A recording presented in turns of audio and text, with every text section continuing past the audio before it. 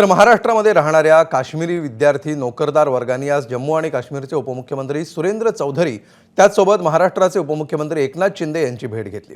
आपण काश्मीरपासून घरापासून जरी दूर महाराष्ट्रामध्ये राहत असलो तरी महाराष्ट्र आपलं दुसरं घर आहे आणि महाराष्ट्रात सुरक्षित आहोत अशी भावना त्यांनी एबीपी माझाशी बोलताना व्यक्त केली।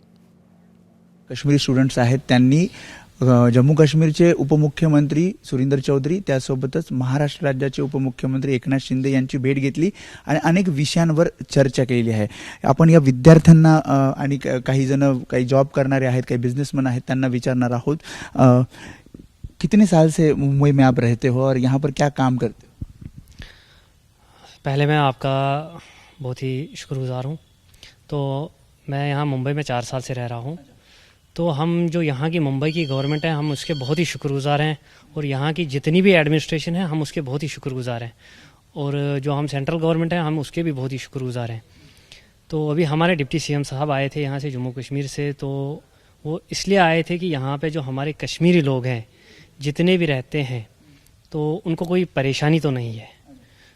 तो हम इस आपकी जो चैनल इसके माध्यम से कहना चाहते हैं कि हम यहाँ पे बिल्कुल सेफ़ हैं, हम आपस में भाई भाई हैं। अगर जैसे किसी टूरिस्ट भाई के उसको कोई खराश है, उसके घर में कोई मतलब ऐसे ये आतंकवादी हमला हो गया तो हम उसके गम में बिल्कुल शरीक हैं। हमने कई दिन से खाना नहीं खाया है, हम बहुत परेशान हैं क्योंकि ये अटैक जो है ये उन टूरिस्ट्स पे अटैक नहीं है, ये हमारी भाईचारे पे अटैक है, ये कश्मीर के टूरिज़म पे अटैक है, ये हमारी इकॉनमी पे अटैक है।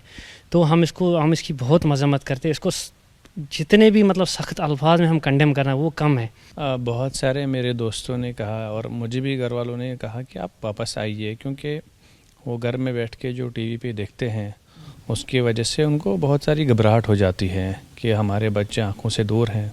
ठीक है, हालांकि हम वीडियो कॉल वगैरह कर लेते हैं। और रही बात, मैं मुंबई में तकरीबन 10 साल से हूँ, यहाँ पर ऐसा कोई नाखुशगवार वाक़या अभी तक पेश नहीं आया है। तो महाराष्ट्र में सेफ हुआ?